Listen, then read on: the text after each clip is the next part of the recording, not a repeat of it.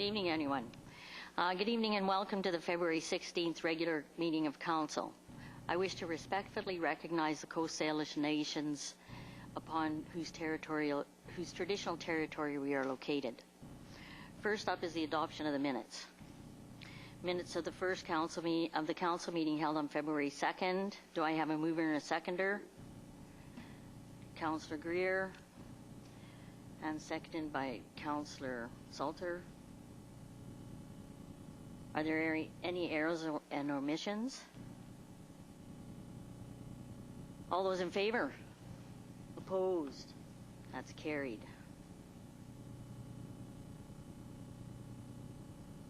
Minutes of the Committee of the Whole Budget Deliberations February 4th, 2015. Do I have a mover or a seconder for the recommendation? Councillor Patterson and Councillor Salter. Are there any errors or omissions? All those in favor? It's carried.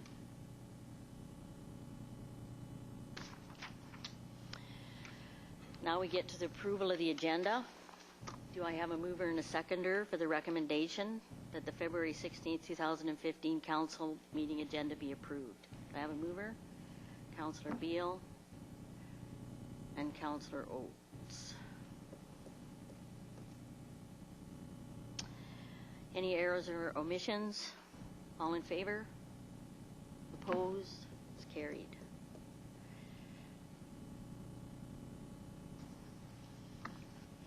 We have 3 delegations tonight, and first up is the Parksville Curling Club, request for review of the council policy number 6.15.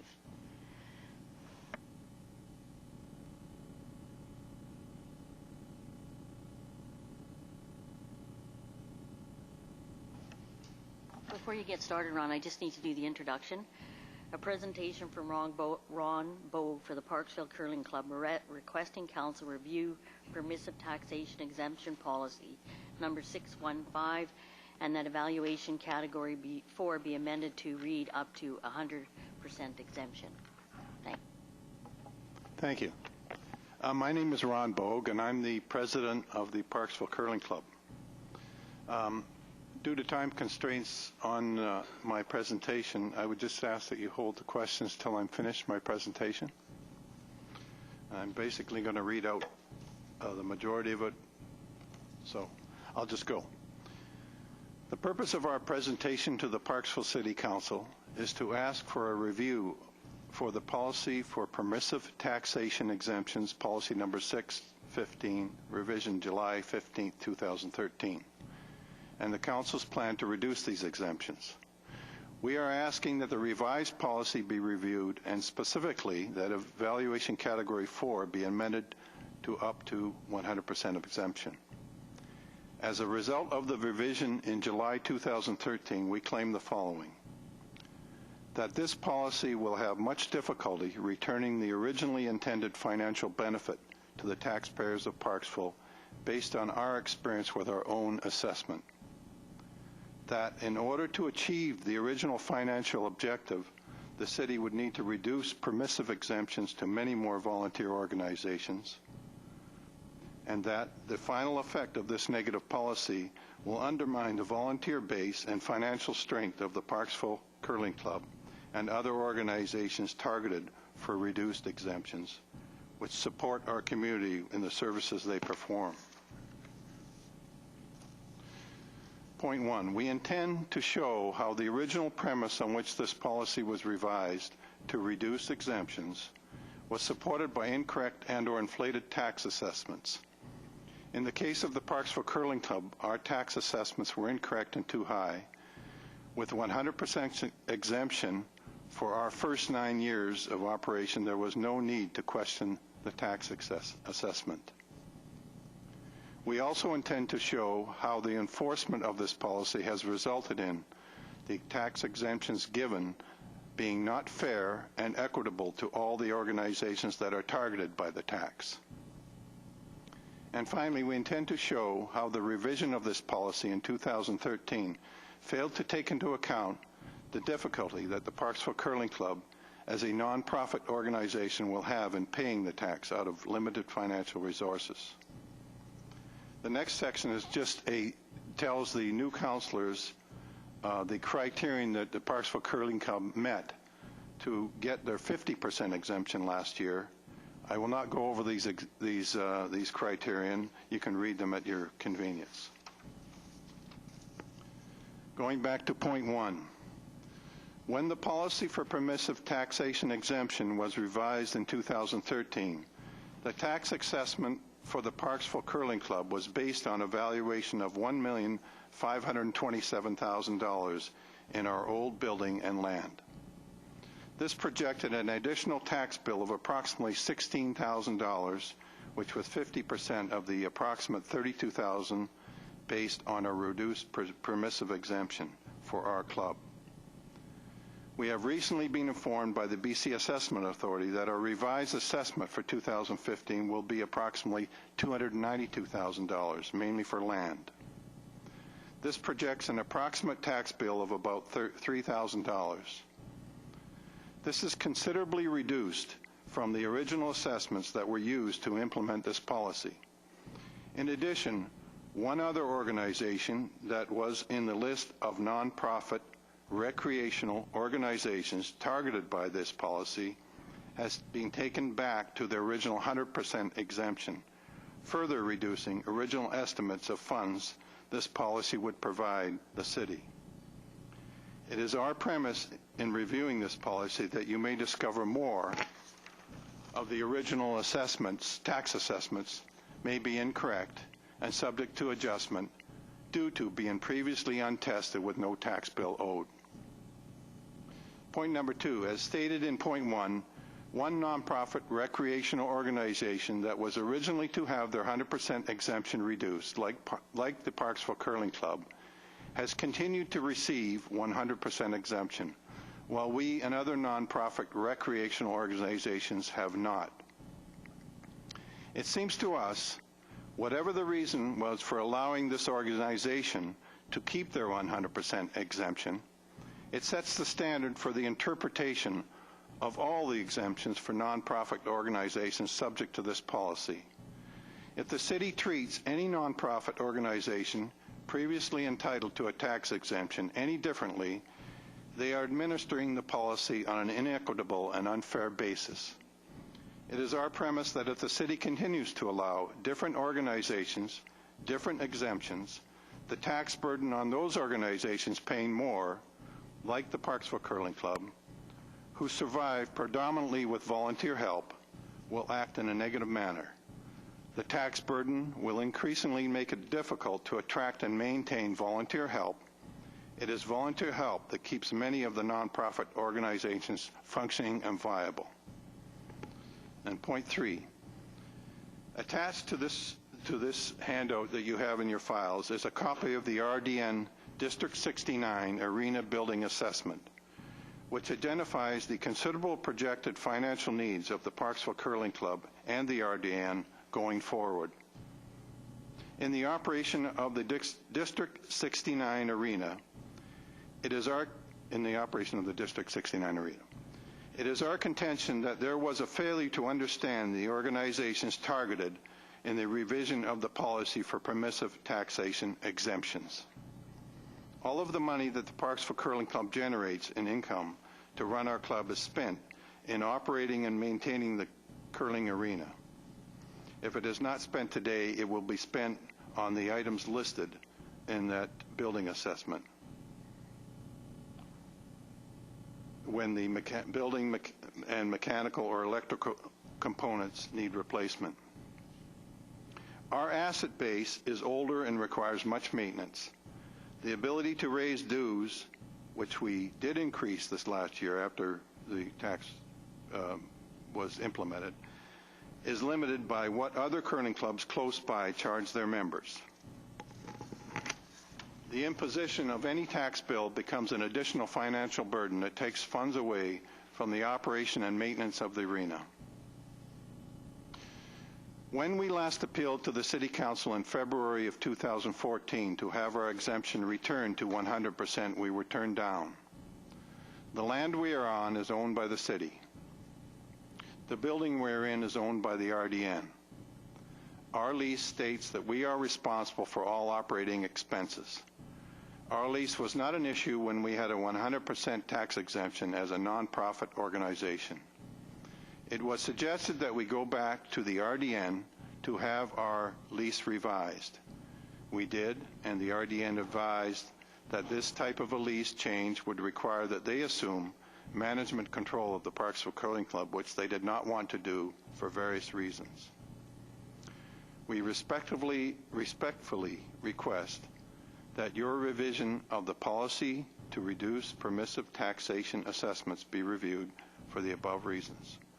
We see more harm in the imposition of this policy on nonprofit organizations and their volunteer base in the city of Parksville than gains in unsubstantiated financial benefits. I thank you for your consideration in this matter.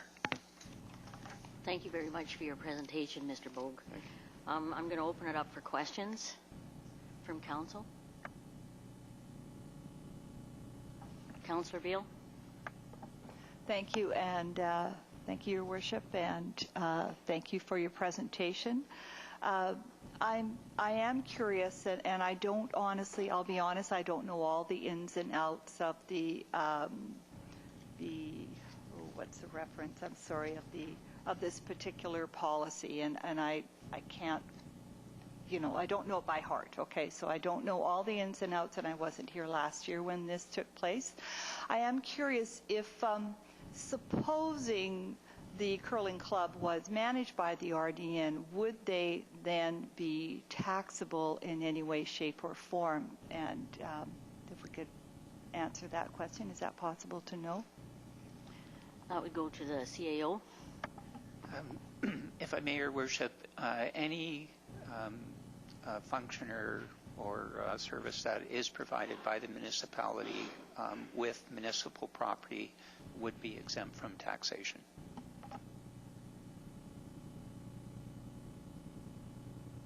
Follow up? And I understand that all the details as to why the RDN would not want to look after it are not stated here. Is it safe to assume that if the RDN looked after this, would this cost more money or less money than it is currently being run by volunteers? Can I offer? Yes, please. I would presume that their management staff would have to be involved with this, so they'd either have to hire somebody new to oversee us, or it would be more of a burden on their management staff than it is now. So that's one of the issues. So I assume, because they're paid people, not volunteers, I assume there would be an increase in the cost of managing the facility. Any other questions from council? Oops. Mary? Thank you, Your Worship. Is it possible to know how many curling members you do have in the curling club? If you can just hang on for a sec, my treasurer is here, so I can ask her. Her name's Nancy Douglas. She's the treasurer of the Parksville Curling Club. This year we have 305 active curlers and 34 curlers that are sparing part-time.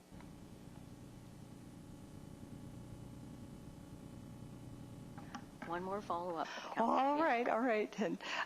And you also mentioned in your presentation that there are neighboring communities that with curling clubs, and that their membership fees are such that you don't feel you could charge more. Can you tell us what the difference is approximately between the fees charged that you feel you need to charge and those in a neighboring community? I don't have I'm those just wondering figures. what the difference is in how much, what sort of variance is there between communities charging for the curling club? I believe we're all pretty close, but we don't have those exact figures with us. We pay attention to that when we went to raise the fees for our people. So basically Qualicum and Nanaimo are the two most predominant. Councillor Patterson. Thank you, Your Worship. Thank you, Mr. Bogue, and others in the audience for coming forward on behalf of the Curling Club. Recently, you would have got your assessment, and I think that was the $240,000, and that was $92,000. okay. And so that was land-based. Basically the land. I think they reduced the building down to $10,000. And that's all the building is worth, is $10,000? Yeah, they looked at the building itself. They looked at how the age of it and all the repairs that have to be done to it, and that's what the tax assessors assigned to the building. Yes. Okay. So have you seen what a property, a tax bill would look like for the Curling Club? We have not seen a tax bill because it goes direct to the RDN, and we haven't seen it yet, have we? No. No one has, as far as property taxes and everything goes. So. We got that verbally from the tax assessment office. We didn't have to appeal it. They came and did a reassessment. Okay. Not based on appeal, just a reassessment as it was. So follow-up, Your Worship. So do you know what your tax implication was for 2014? Around 6,500. Yeah. Okay. And that was based at the 100%, or was that based at the 50%? That was based at 50%, yeah. Okay. Thank you. Any other questions from council? Councillor Oakes. So you project this year that you'll have a tax bill total of $3,000. About $3,000, yes. And last year, I think what the answer to Councillor Patterson's question was, last year the tax bill was $13,000? Well, it was about the total tax, but we got a 50% exemption, so it was about $6,500. Right? Mm-hmm. Yep. So if it were 100%, it would have been $13,000? Yeah. If we didn't get any exemption, we'd owe $13,000, right? Right? Okay, and so this year the tax is going to go from $13,000 down to $3,000. No, it's going to go down to $6,000, and we're assuming. So this $3,000 figure here assumes a 50% exemption. Yes, assumes the same exemption we got now, which we don't have yet. Okay, that's a good point. Councillor Greer. Thank you, Worship. I'll explain maybe a little bit to the new councillors how it all came about. With our previous mayor, he asked the question. We had an advisory board, and he asked the question to go to the advisory board to try to increase our revenue for the city. And it wasn't purposely at the Curling Club, it was at other places. So the advisory board met, and after a considerable amount of time, they came up with these ideas of the permissive taxes. And at the time, I think the curling rink was at $32,000, taxed at $32,000, so they felt that that would be a good source of income. However, over the period of time, the assessments kept going down and down, and now it's at a $3,000 level, which they have to pay. So it's not a huge thing for the city, and it's not a huge thing for the curling club either, as far as that goes. But that's where we're at. We're not going to make the revenue we initially thought, or at least the advisory board.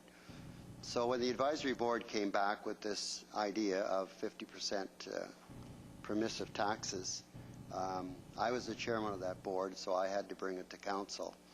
And we had a vote, and it was voted on unanimously to carry that. But in the meantime, the assessments have all gone down, so we certainly have to take another look at it. And I would suggest that we leave it until the budget, which is undergoing as we speak. And at that time, probably we could come up with some kind of a better answer. So I would recommend, and I could make a motion, that we leave this on the table until we do the rest of the budget deliberations. Do I have a seconder?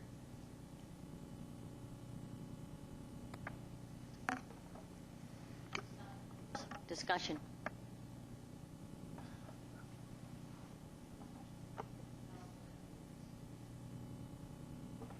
I still had some questions actually before, so I'm not really going to.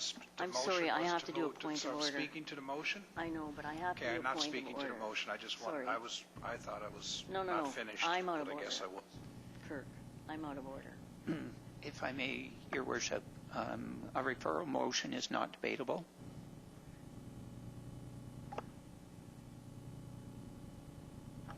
My apologies. It's not debatable. All in favor?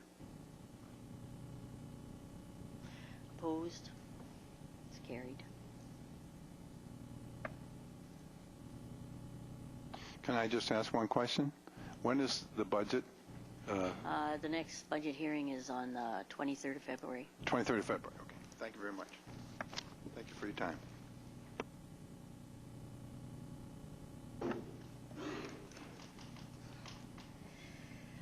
And the next delegation will be the Guardians of Mid-Island Estuaries, a strategy update and request for funding. And the presentation is by Tim Clermont and Doug Hirschmer.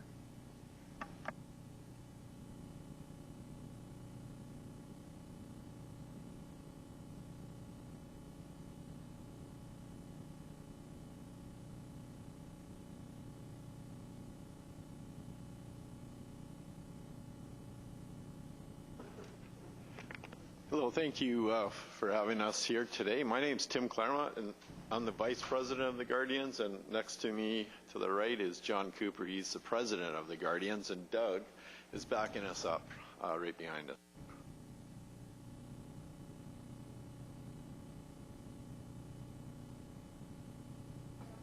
So I got to keep it, press it? Okay. All right. There we go.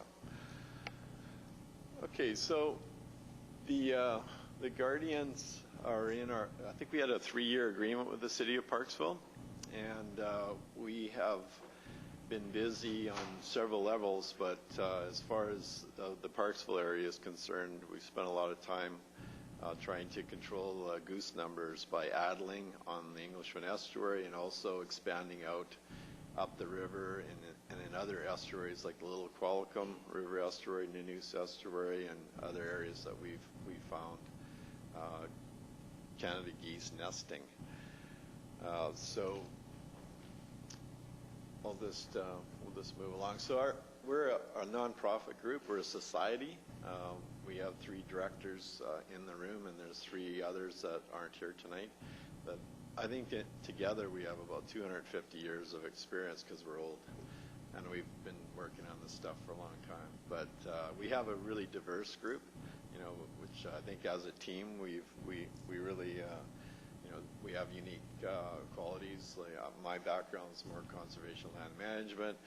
John is an ornithologist and a biological consultant. We have fisheries guys. We have other bird experts, and so together we've put together, I think, a good project as far as credibility.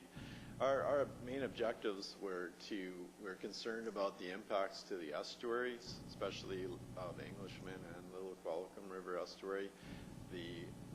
Looked like the culprit was a growing Canada goose population that was making a pretty good living, certainly in Parksville almost year-round. But to learn really what was going on, we also banded and we monitored populations and what have you. And the biggest goal that we had over the 3 years that we had an agreement with the City of Parksville was to develop a management strategy for the region. And we are nearing completion. The consultant is working on that as we speak, and we're hoping to have the draft completed near the end of this month and certainly by the end of March. But in the interim, our agreement is kind of wrapped up, and we have to start planning for this addling season. So there's a few other things we need to do. I just wanted to put a slide up of all the partners involved in our project. Lots of federal, provincial government, mostly local government support, and some NGOs. Basically in the 70s, there wasn't any geese that nested in our area, but there was a program to bring Canada geese into areas by federal and provincial agencies and probably fish and game clubs that thought it was a good idea to release birds birds that were probably a problem elsewhere into areas to increase hunting opportunities and wildlife viewing. Unfortunately, most of the birds kind of moved into town and hunting wasn't really an option. So as far as wildlife viewing, you can view geese year-round. I guess that we can tick that one off. They did start nesting in our estuaries in the 1980s, and they've become a year-round Oceanside resident since that time, and we believe the population is within around 1,000 to 1,500, including migratory birds that come through. It's been a huge impact to our estuaries and certainly to our parks and soccer fields and school grounds and what have you. So it's definitely an issue that we're trying to address. This slide shows 3 years of nesting on the Englishman, and basically they like to come back to the same locations, and that's what it looks like for the last 3 years on the Englishman. We don't have the 2014 graph up here because they are actually where we found a bunch more nests off the gravel bar out in front of Surfside. Oh, there's the so that slide now shows how they go to the same spot. So those little circles mean they go to the same spot 3 years in a row. So they have a major site fidelity. They like to come back, and they like to come back almost to the very same spot. Our Addling program, this is a partial slide. We kind of missed some of it. We were putting this together quite quickly. But it shows on the Englishman River since 2010, and since 2010, we've spent a lot more and more time trying to do a really good job of addling. So we put more and more effort into it, finding the nests and coming back repeatedly over the nesting season. So from 2010 to 2014, alarmingly, the nests are actually going up. So they went up to the high of 75 nests last year. Part of that is for the first time, we went to the island, because basically you have to put waders on or you have to have boat access on a low tide to get there. And we found 5 on the island in front of Surfside, so there was another 5 there, and so they keep going up. On the Little Qualicum River estuary, if you look at this slide, it's a bit hard to read, but basically in 2014, we went from 2010, we had 45, and we went down to 28 in 2014. And the big difference there is the Little Qualicum River birds migrate more out of the area and are susceptible to hunting, is the big one. And a lot of the Englishman birds, I think there's about 60% of the population like to hang around the city limits, and it's certainly if a gunshot goes off, they come back here and they just hang out for the winter, where they know that it's safe and there's lots of green grass and an estuary to feed on. You want to take over here? I don't know. All right, let's do it. Hand up. Yeah, we gave a presentation, I think, 3 years ago to council, but there's some new members here now. The big issue from an environmental perspective is that Canada geese are causing tremendous destruction of some of our local estuaries, in particular the Englishman, also the Little Qualicum, and also down in Nanu's Bay. But the Englishman's been hit really hard. And what the Canada geese are doing is foraging on the vegetation, grubbing the soils, and causing an awful lot of erosion and loss of that vegetation. And over time, the Englishman's been seriously degraded by Canada geese. There's a slide there that shows some of the erosion going on at the Englishman, and the slides on the right are we're lucky we have some historical photos from the Little Qualicum showing the similar event in the Little Q, which is illustrative of what's going on in the Englishman. You can see in 1975 the same site was lushly vegetated, and it currently is. In 2005, it was denuded and eroded. And this has caused tremendous loss of habitat for salmonids, rearing habitat for young salmon, waterfowl, water birds, other wildlife.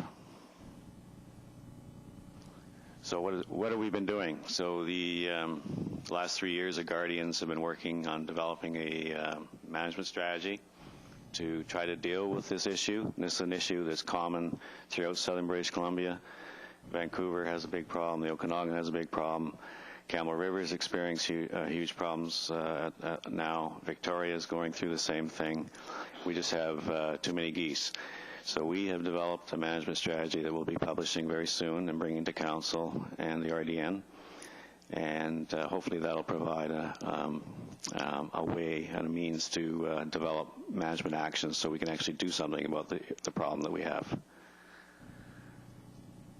So, as Tim mentioned, we've been addling for quite a few years. I think 2006 we started in Englishman. And Tim referred to it earlier, but we go out and we find the nest, shake the eggs so that the eggs become infertile. They don't hatch, and that at least suppresses the population or reduces the population growth.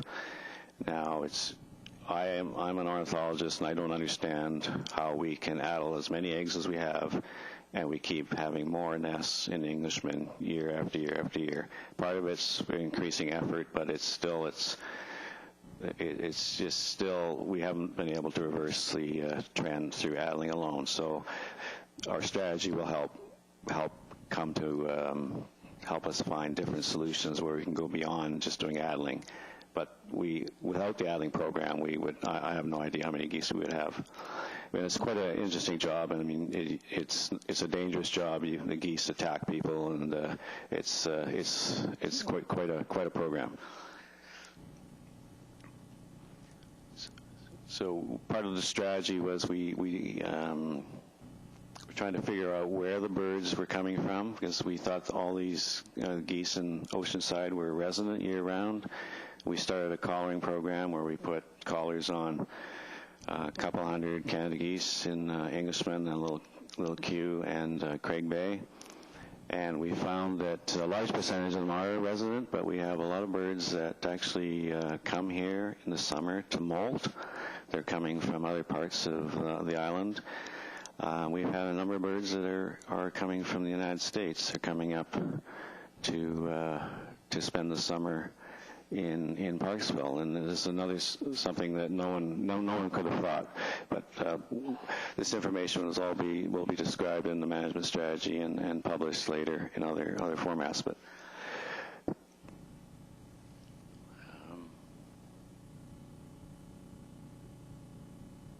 this slide just shows some of the locations for the birds. We banned the pink dots were birds that were banded in the little Qualicum. And you can sort of see they have fairly discrete sort of ranges in the local community. The yellow dots are Englishman birds, and the blue dots were birds that were caught at Craig Bay.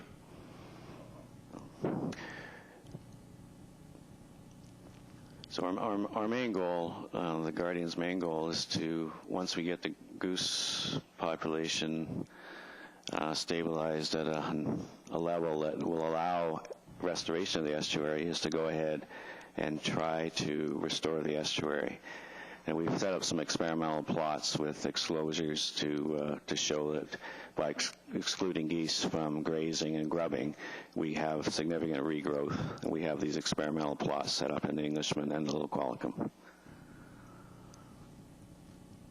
There's a good slide showing heavy growth of sedges inside an exclosure and total a lack of vegetation outside the exclosure, and that's due to grazing by Canada geese. Did quite a bit of work over a number of years, a lot of measurements. We've put out information brochures. We've published a 12-minute video, which we presented to Council, I think, 3 years ago or 2 years ago. Or was it last year? It's been on Shaw. It's been distributed to various people that are interested. We've presented it at conferences around British Columbia that are targeting Canada goose issues. we intended and hoped to develop a working group with the City of Parksville, between the City of Parksville and the Guardians. We haven't got to that point yet. That's something I think we need to do. And we have a website, and we've done other public speaking programs and presentations, so the community is fairly aware of what's going on. So at the end of the day, we will have this management strategy. It's quite a lengthy document, and that will be a tool that we can all use to go to the next step to actually do something about the problem. We hope that we'll be able to get the population of Canada geese to a level where the estuary can be restored, and then eventually restore the estuaries to their former state. So what do we still need to do? Even now, while we're finishing this strategy, and then it'll take some time to develop future management actions and then get those in place and going, we still, I believe, need to continue with egg addling as we have done. Without that egg addling, we would just be having an incredible increase in local numbers of geese if we allow those 75 nests, for example, to hatch, have 5 or 6 young each. I can just, the populations will grow much faster than they are now. We'd like to form a working group with the City of Parksville and the RDN if they're interested. And then we'd like to work with you and develop and implement the management actions that we need to see done. So we're continuing with our plan for 2015, and we're asking the City of Parksville to fund us again this year. In the last 3 years, you gave us a grant of $25,000 for the 3 years, ending March 2015. We'd like to carry on with the Addling program and the Englishman, and we'd like to develop the working group with you to develop management actions and actually get some real concrete action underway to deal with the Canada goose issue. And we would be asking you for about $8,000 for 2015.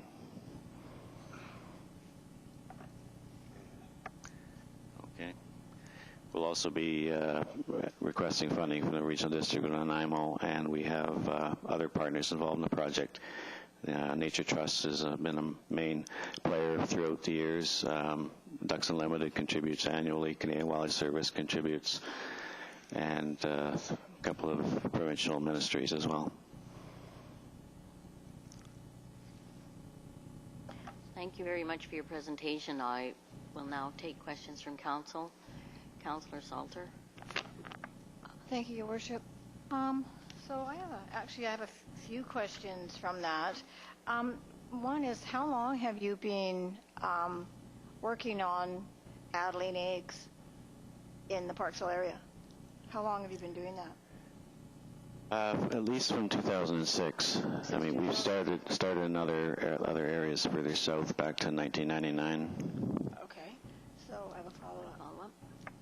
So 2006. And you've been receiving grants and aid and so on to do this over time? The last 3 years, we've had some very generous funding from the City of Parksville and the Regional District of Nanaimo. Previous to that, most of the funding came from mainly the Nature Trust and Ducks Unlimited, I believe. Okay.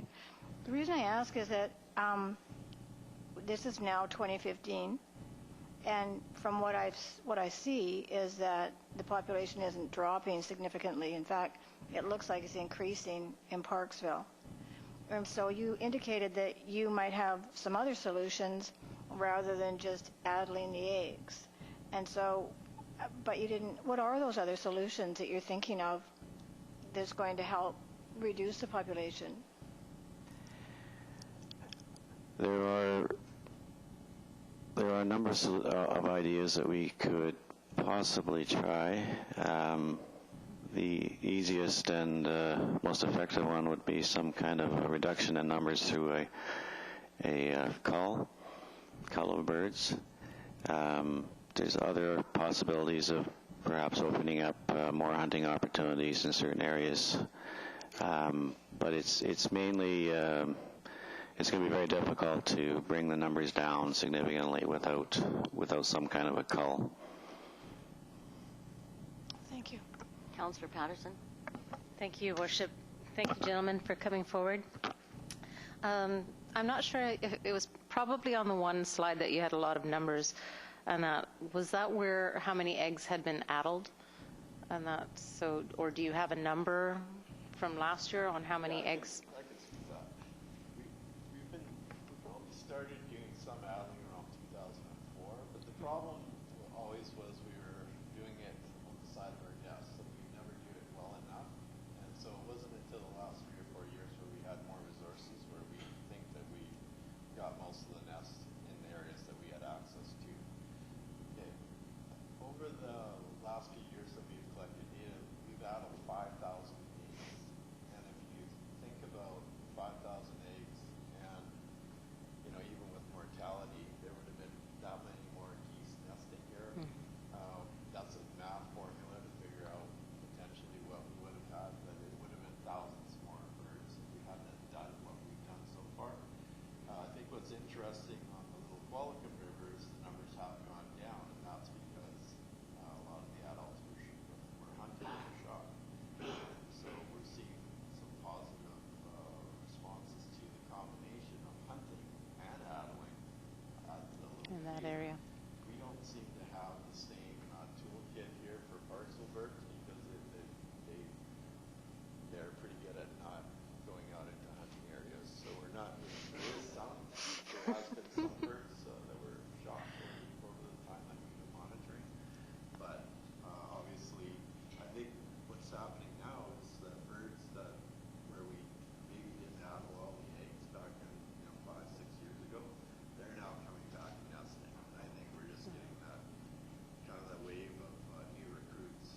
And so in Parksville, and when you look at the strategy that we'll be sending out, I think that's really where we need to have this working group, and we need to have a good chat where we have more time to talk about the various options that there are.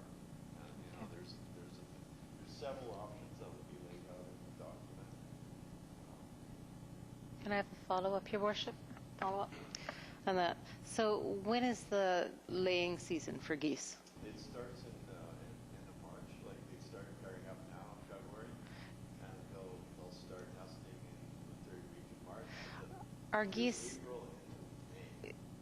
do geese, like some other fowl, mate for life, or are they all over the... They're monogamous. Thanks, Councillor Oates. Yes, they tend to mate for life, like swans. Exactly. So a nest generally will have 2 geese attached to it? Okay. And our tourist birds, do you know? Our tourist birds in the summertime, do you know the percentage that, or the kind of amount that we're seeing of extra visitors to our lovely area? Yeah, we think there's about 500 geese that are nesting in our area, and our molt counts have been anywhere from 1,000 to 1,500.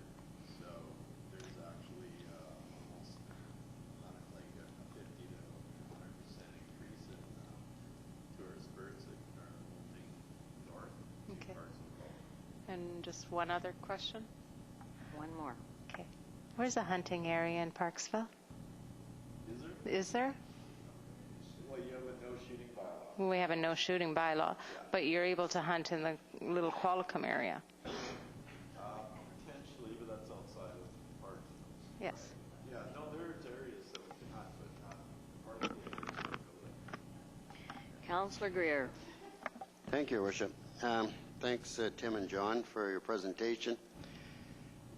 It seems to me that many of the Parksville residents are very frustrated with this situation. 3 years ago, I was here when we gave you the $25,000, and it was said it would take 3 years to come back with a report, and maybe we'd have the problem solved. But here we are 3 years later.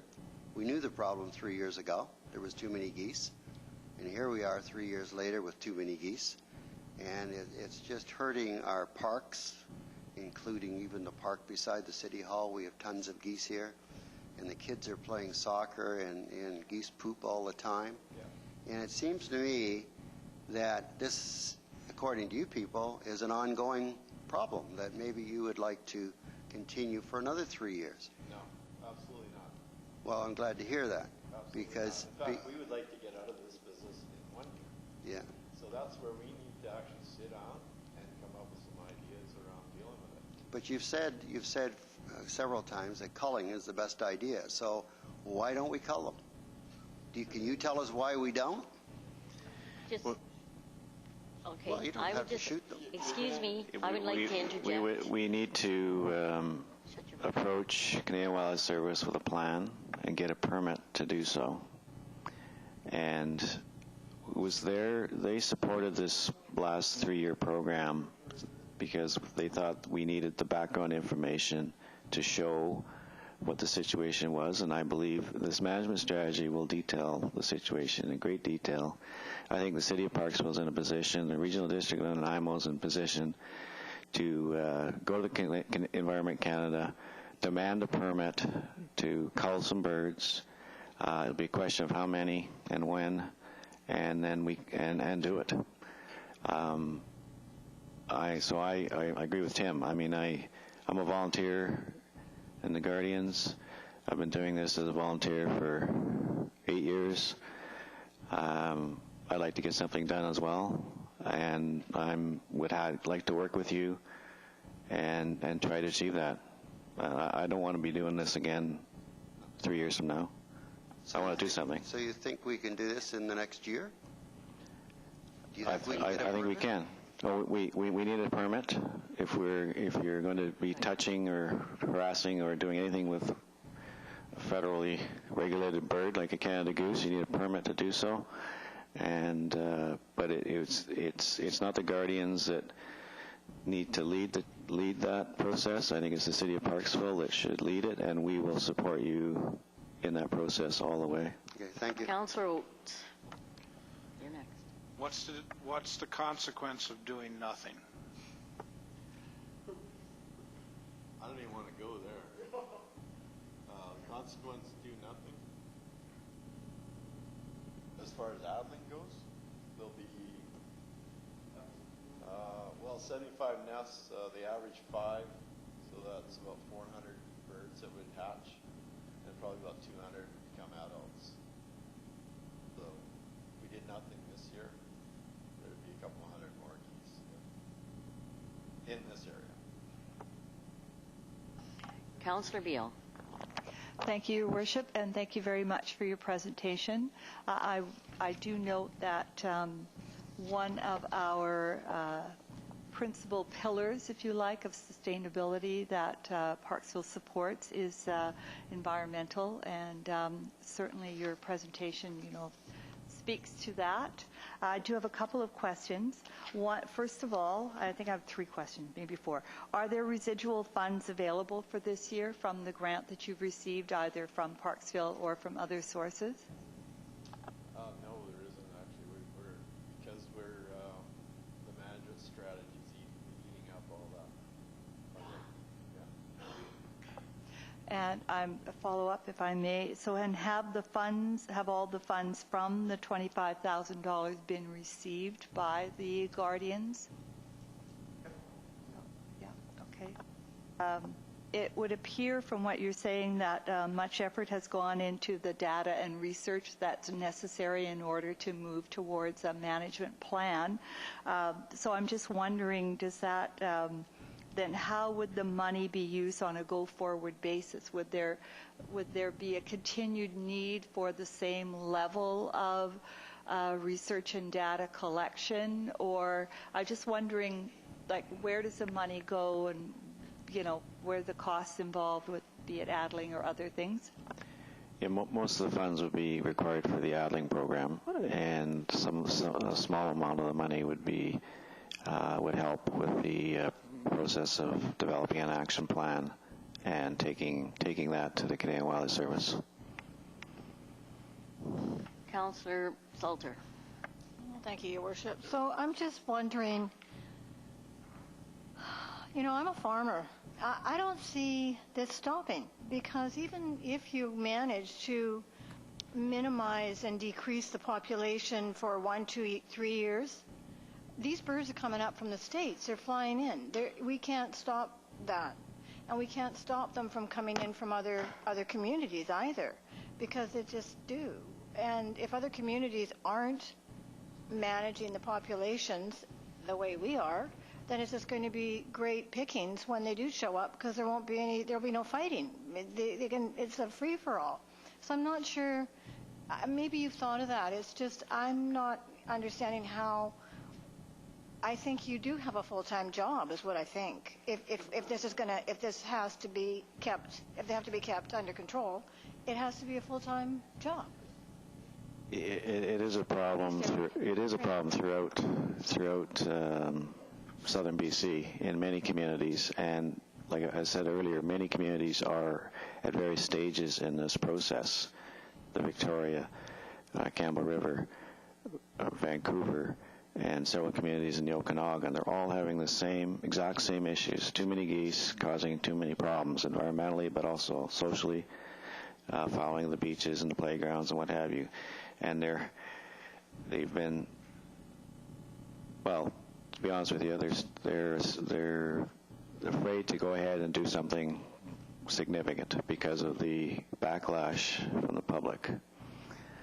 So that's where we have to go. We can deal with it locally, and we may have to do this more than once, because there are birds, Canada geese, all over, up and down the coast, and they will filter in. It may be an ongoing thing, but it's not that difficult to do. It's just. Councillor Salter, one more. Thank you for the follow-up. So I'm just thinking, they've got to have a predator. There's got to be a natural predator, whether it's mink, raccoon, something. There's got to be a predator. Can you not utilize, bring in a predator? Or yes, there are predators, and bald eagles take a few Canada geese. I'm amazed at how few they do take. I know otters take geese even on their nests. Mink probably don't take many. I mean, there are a few predators, but hunters take quite a few locally in the greater Oceanside area. Natural predators, there just aren't. There isn't a predator that's going to solve the problem. If there was, there wouldn't be a problem. I'd like to thank you very much for your presentation, and there's quite a bit of interest, as you can see by the questions that were asked. I was on council the last time you came forward, and I remember the pictures of the estuary and how they've been destroyed, and it's heartbreaking to see that, because it's a whole ecosystem that's being destroyed. And I think I had agreed with Councillor Greer that, up to including a cull, and if it's for myself, I can speak that I would support a cull, because this is destroying our ecosystem. It's destroying what Parkville stands for. So.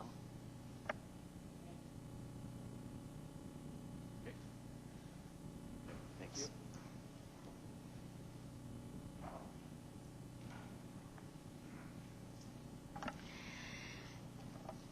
Councillor Oates. Just so we have an action item on this, I'll move referral of the request for the funding to our budget deliberations. I have a seconder. Councillor Pattison. All in favor? No discussion on a referral. Carried.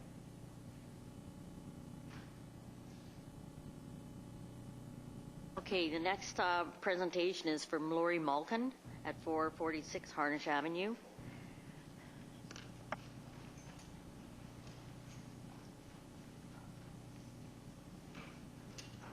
Good evening. May I make a suggestion?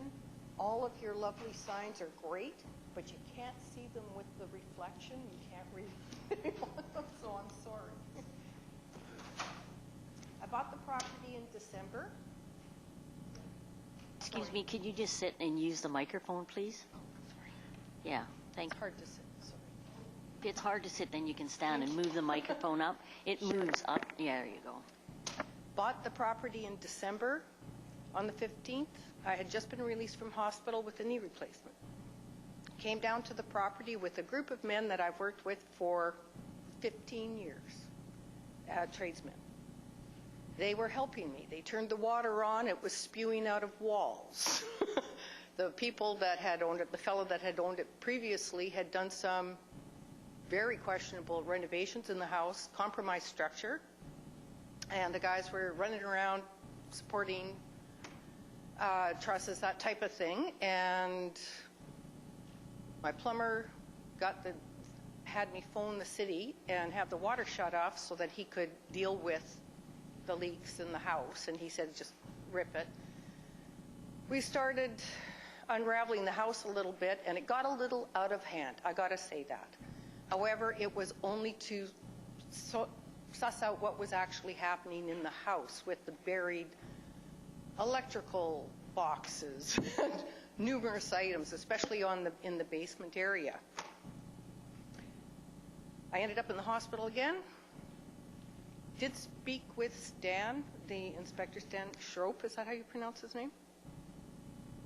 On several occasions, came down to City Hall, met with him here, got a little list of the things that he wanted me to address, talked with him about the possibilities of things that I could do with this property as it is in RS1, I believe, RS, single family.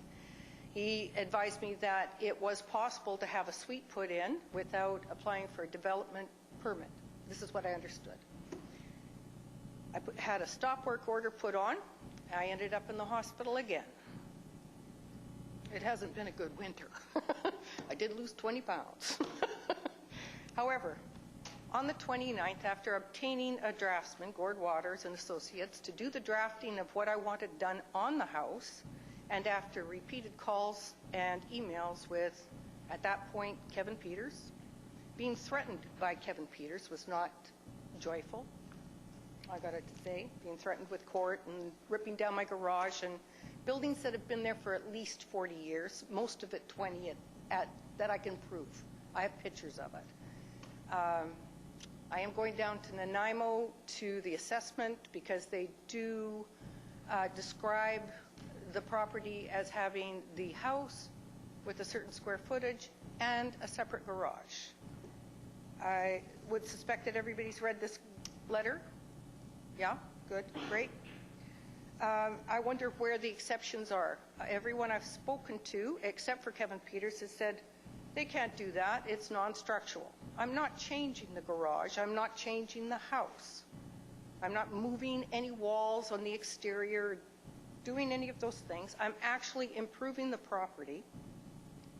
I did, after getting this letter in January about these stop work order and this council meeting to put it, what is it called? I'm sorry.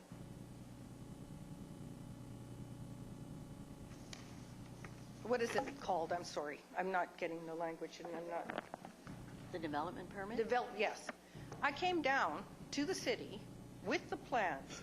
Everything that Kevin had asked for, Mr. Peters had asked for, was applying. Judy was helping me at the counter, and he strode in and said, there's no way that I'm going to allow you to apply for a permit.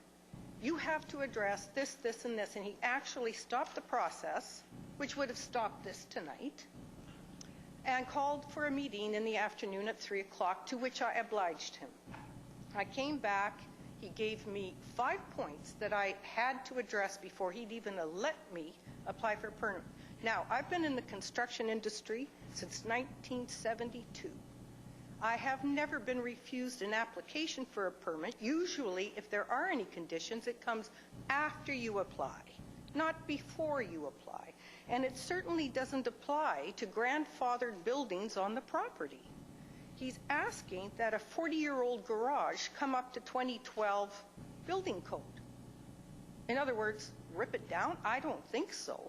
The back deck and the enclosed garage, I've got pictures of it, is 20 years old. Nobody's changing anything there. I would like to be able to apply. I would like to not be harassed by Kevin Peters. I would like to work with Stan, if that's my only two options. He has threatened me with going to court, City of Parksville lawyers not being able to address an application for a permit. I am doing it as fast as my health and a draftsman can get to it, and should have been taken care of by now. If another senior in this town had to face what I have had to face without the experiences that I've had, most of it, I got to say, is in millwork. Many people have heard of Molchan cabinets.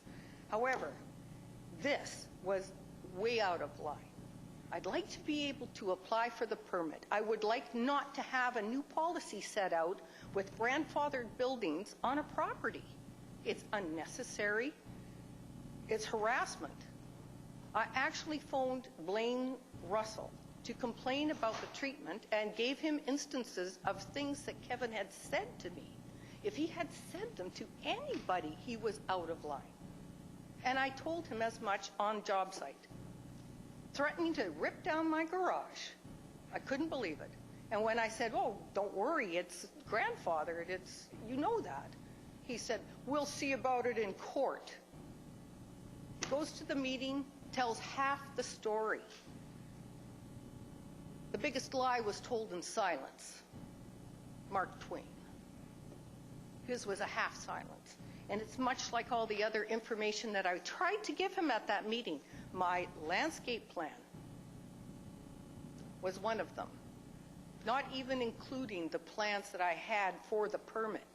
He wasn't interested. He wasn't interested in the real estate listings that I was giving him from 1993, which was when the previous owners bought the house, at which time all these changes that he's wanting me to get a permit for were already in place. At what point, Council, do I get to apply for a permit? Thank you very much for your presentation. I'm angry, you can I tell. know I'm you're angry. frustrated. I'm working as fast as I can, and I'm being thwarted. And you will see by some of my emails, I don't know if he ever passes those on to you, that explains some of the rhetoric that he's giving me, that I sign it, Lori Molchan, frustrated homeowner and taxpayer in the city of Parksville, thwarted in the application for a permit. It's simple stuff. Okay, thank you very much. Questions from I'll be council? here at 8:30 in the morning. Questions from council? Councillor Oates. So you've been, if I understand correctly, you've been denied the ability to apply for a permit. Right in the middle of applying for it. No. Let's be clear. You at one point state that you've been denied the opportunity to apply, Yes. and then you By Kevin explain. Peters. At one point, you tell us that you've been denied the opportunity to apply, but in your explanation, you say that in the application process you were thwarted. Which is it? Both. Wouldn't you be thwarted if you were denied the application process for a permit? I'm standing I don't there know how halfway you- through it, I don't know about how- to pay my money. I'm just trying to thwarted. understand. I'm just trying to understand how you could get into the process if you were denied the opportunity to make an application. Help me understand how you were thwarted in the conditions- process if you never ever got the opportunity to make an application. If these demands, which, by the way, changed. He did say after the meeting that the next day I would have an email and have a proper letter sent after on these 5 points, which I wrote out, which he had Diane, didn't give me, I can't Can I try remember this last one name. up from another angle then? I am Excuse me. thwarted I'm by just- not being able to follow a process that anyone else should be able to follow. It's written in your bylaws. Councillor Oates, you can reframe it. Okay. So your application was accepted at the window, and then No. it wasn't accepted. They said they won't accept your application. She would. Judy would. It was all in order. Who's and- Judy? Who's Judy? Judy Richardson. That's here at the city. Through, So the Yeah, city that did. she's your planning. So the city did accept your application. No, she did. you know what? She was writing it. I was getting through here's this paper, here's the plans, here's the this. Kevin Peters walks in and says, there's no way I'm going to allow you to apply for the permit. I want a meeting Excuse me. today. We have a process. Councillor Salter. Okay, sorry. Thank you, Worship. You know, we can hear that you're frustrated. Yeah, I'm sorry. We really do hear that, and would like we're to getting it. Get on with things. I'd like to live there. So just dial it down. It's okay. We're listening. So what it sounds like is you wanted to apply for a permit. You weren't able to apply for it. Now you're asking, please like permission to apply for the permit. Is that correct? Basically, yes. Okay, good. Thanks. I was applying for it. Just wanted to confirm that. I was denied it. I won't say that I was. We get it. We get it. It's good. Thank you. Councillor Pattison. Thank you, Worship. When you bought this property, did you have a building inspection done? No, because it was a whereas as is. It was a foreclosure kind of a property, and you just buy what you buy. The price that I got for it was pretty good, and even if I had the price of the land, the building itself, I actually didn't see it. I had to send my son because I was laid out with my knee. So I had people come to the house. I took care of it that way, and except for one lawyer's visit, that's how I bought the house. But when it was sold, it was where is, as is. Okay. And why would the inspection make a difference? I have a bit of a construction background, so I always have a building inspection done on any property that I buy. Mm-hmm. And you've already, in my understanding and my paperwork that I've received and that I've read, and obviously I haven't got all of the paperwork. You haven't. Obviously. But you started some of the construction prior to the building permit. Yes. I started I was just going to replace floors, kitchen cabinets.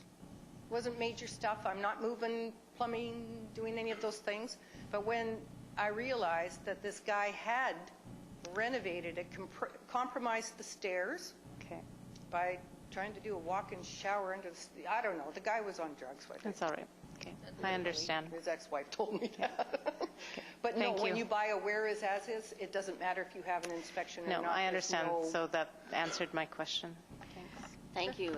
I have a question for the Director of Planning. The letter, it states that there's 3 items, a detached garage in the rear yard. Was it true that was grandfathered in, or it wasn't grandfathered in? If I may, Your Worship, something cannot be grandfathered in that did not have the benefit of a required permit at the time that it was constructed. May I make a comment to that? Let me finish, please. Oh, sorry. The carport of the original plan has been enclosed and converted into a living space. If I may, Your Worship, that would be the scenario for any structure that wasn't expressly exempt by the building bylaw that was in place at the time. If it was constructed without the benefit of a permit and a permit was required at the time, it is not grandfathered. It is technically contrary to the bylaw. And finally, a deck with stairs and a roof at the rear of the house, contrary to the original plans. If I may, Your Worship, that would be the same situation. Okay. Your Worship, may I make a comment now? You may make a comment, and then that'll be the last comment. All right. Thank you.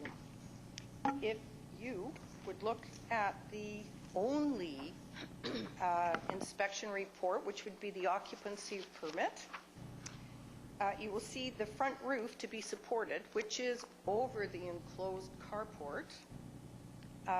You would find that's on the final inspection. I believe that all these buildings were done at the same time as the inspection, and that the town in 1977-78 actually lost the paperwork. They don't have any inspection reports.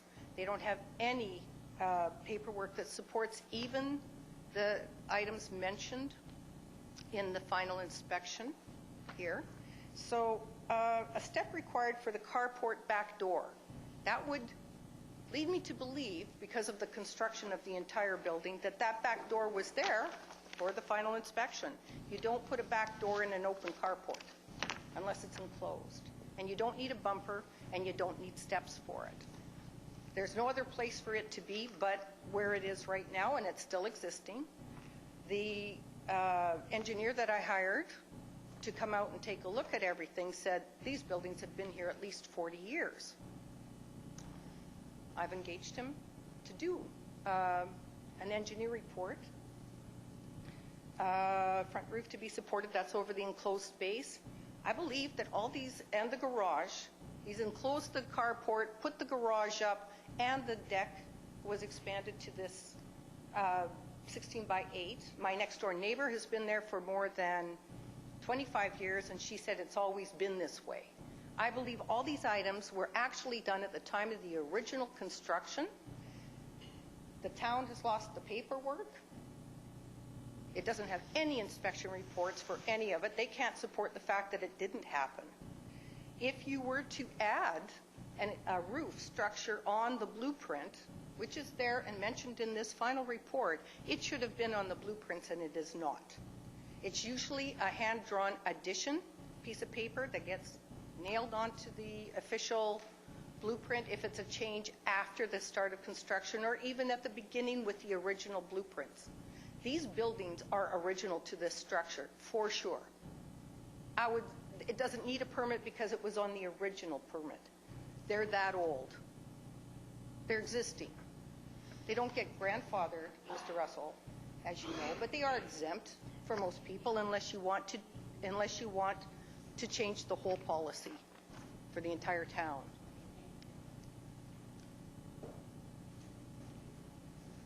Do I get to... Later on the agenda. I'm sorry? We'll be dealing with it later on the agenda. Dealing with what? I'm sorry. I'm sorry? We're going to be dealing with it later on the agenda. So I stay and I get to hear this, or what? You can stay. I don't know what happens. You're welcome to stay and hear the discussion, and then we'll make a decision. And is it going to happen now? It's later on in the agenda. Why wouldn't it be taken care of now? Because it's later on in the agenda. Okay. Thank you. Thank you.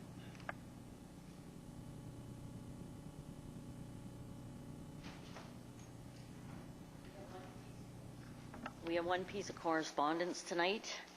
It's from the Regional District of Nanaimo, the Liquid Waste Management Planning Service Amendment Bylaw, page 33 to 34.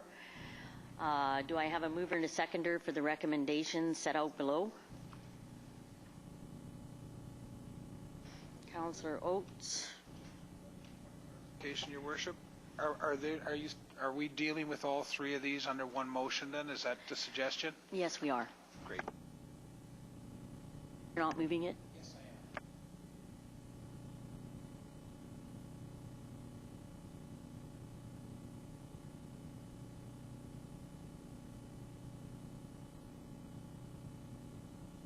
am. Mr. Russell, will you please give us a background on the issue regarding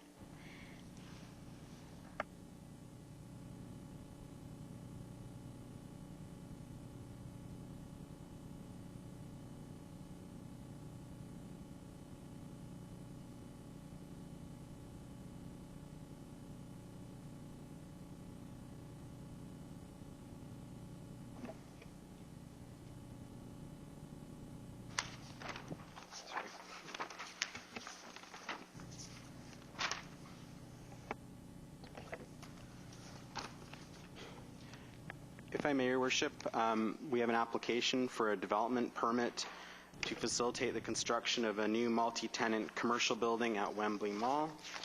The subject property is 806 Island Highway West. A subject property is located within Shopping Center Development Permit Area Number 5 and Development Permit Area Number 15, Douglas Fir and Terrestrial Ecosystem. The application is to facilitate construction of a new 1644 square meter or 17,700 square foot commercial retail building beside the recently approved BC liquor store. I'm just going to quickly scroll through some slides. They were attached to your agenda, but I think they come out a little better on the screen here. So there's the front 3D rendering of the additional plaza at the mall. There's the back of the plaza. This is where it's located on the site. Sorry, oops, right behind this number 15 here. So here's where the Canadian Tire was proposed. Here's where Save On Foods is. Here's the recent liquor store that was approved, and then here's this new commercial addition. This is just a detail of the sort of parking lot additional layout. Some architectural drawings. And this is just sort of the overall kind of landscape plan. I do have some other ones, but they're all in your package. Sorry. Ooh, I don't know if we'll see if we can zoom in on this here. I may not be able to get you the precise. Oops. Sorry, here, I just. Where's the. Just trying to figure out how to get the zoom function. Oh, there we go.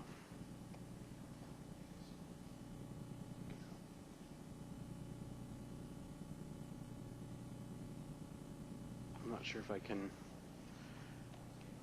Sorry, here it's not. Yeah.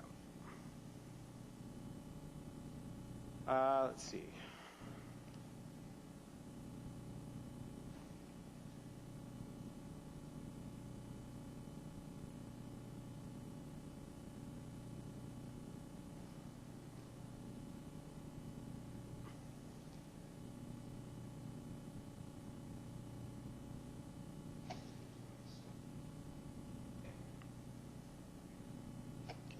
No, it's okay.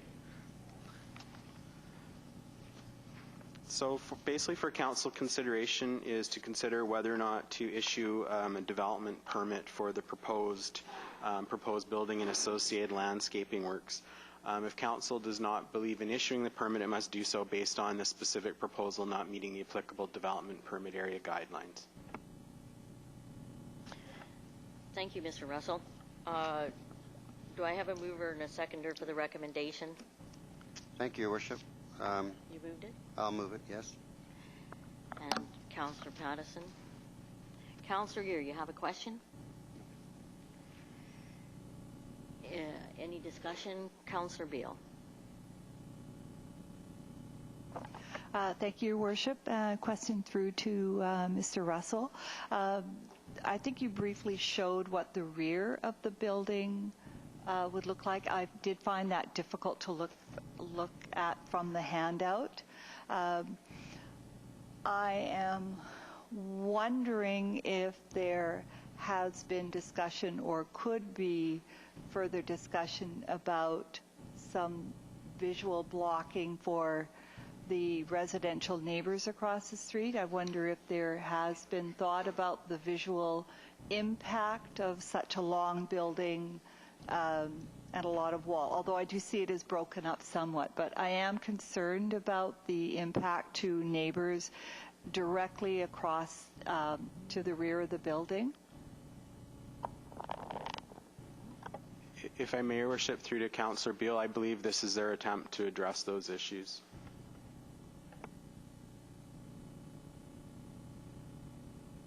Any other questions from council?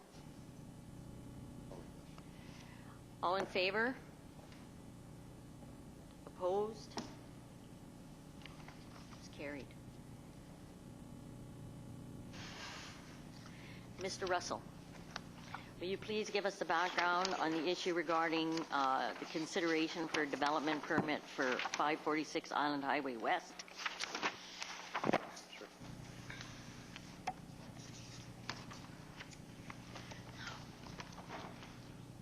If I may, Your Worship, this is a fairly modest facade upgrade to an existing building. It's the former Parksville X-ray clinic. And so this is basically an improvement to that existing structure through upgrading of the exterior of the building, as well as some minor upgrades to the plantings and the landscaping on the overall property. Thank you, Mr. Russell. Do I have a mover or seconder for the recommendation, both points too? You're too late. Councillor Salter. Any questions from council? Councillor Beale. Will there be a bicycle rack installed at the site? If I may, Your Worship, through to Councillor Beale, I'm unaware of any bicycle rack being installed at the site. Any other questions? I have a question. It says that it has 13 parking spots, but they aren't drawn out in the diagram that was given to us. If I may, Your Worship, they're pre-existing, so it's a pre-existing site. I know it's a pre-existing site, and I know that parking at that facility was difficult in the past. Are they going to use the parking behind the building as well? Because I'm trying to figure out where 13 sites will fit in there. If I may, Your Worship, I don't believe there's any changes to the parking layout at all. I believe that's the existing number of formal spaces on the site. Councillor Oates. Given the previous use of that building there as an X-ray clinic there, does that any cause for concerns? If I may, Your Worship, through to Councillor Oates, with regards to the consideration that are before Council, they're really limited to those with respect to architectural form and character. Councillor Beale. Thank you, Your Worship. I'm wondering, I noticed that heat pumps will be used to provide heat for the building, and I'm wondering how much noise is emitted, or are they positioned in such a way to minimally impact neighboring residents? If I may, Your Worship, through to Councillor Beale, I'm not specifically sure precisely where in the building they're located. Typically, in most commercial buildings, the HVAC systems are generally located on the roof because it's a flat roof structure. Councillor Salter. Sorry, just with regard to Councillor Beale's question, though, is there a way of determining that, in fact, it will be positioned so that it doesn't impact? Because there is a neighbor actually right next door to this building. I believe the applicant is in the audience, and they may be in a position to answer the specifics of where the HVAC is where the heat pump is located. So maybe if I can. Yes, you can.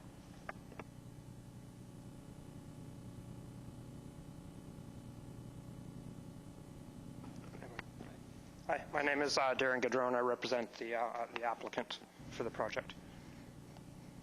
So in answer to your question, the heat pumps are existing on the roof, and they're screened in. There's also an additional land-based heat pump at the rear of the building in an enclosure as well.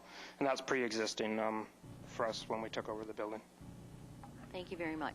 Councillor Beale. I would just like to applaud the sensitive placement of the Lalande hedge so that it does, in fact, screen along the neighbors. And although I couldn't figure out from there how high they are, but I would hope and assume that they are reasonable height to provide that screening. And it looks really nice. Thank you. Okay, no other questions. Oops, Councillor Oates. No, I was going to move it. All in favor? We did move it. Oh, did we? Yeah. All in favor of the motion or the recommendation? Opposed?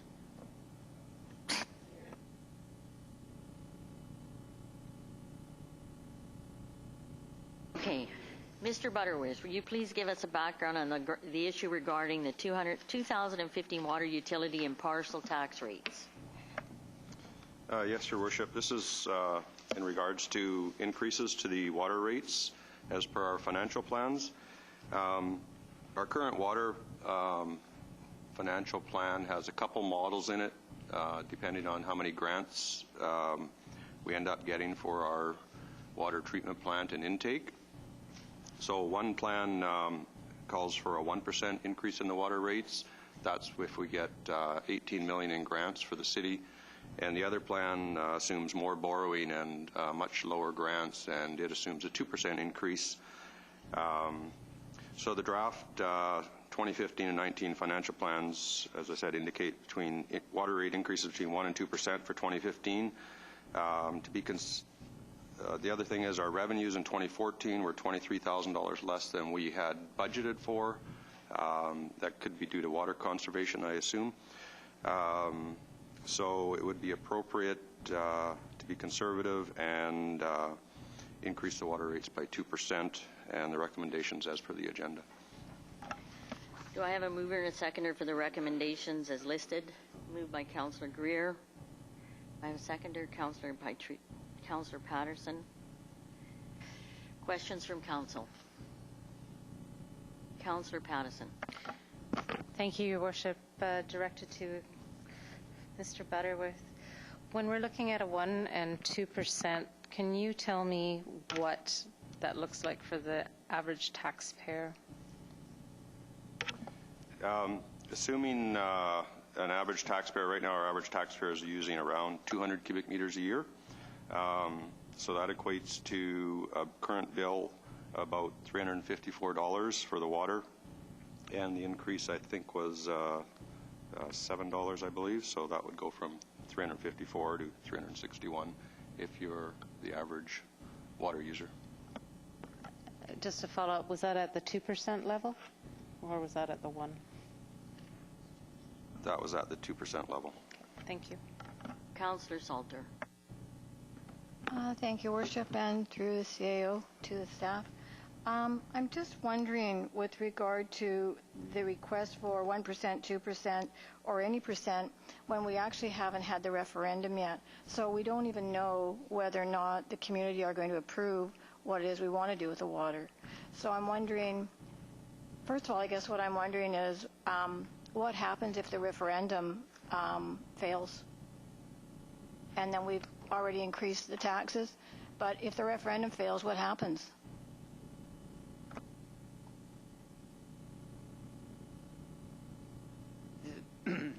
If I may, Your Worship, through to Councillor Salter, I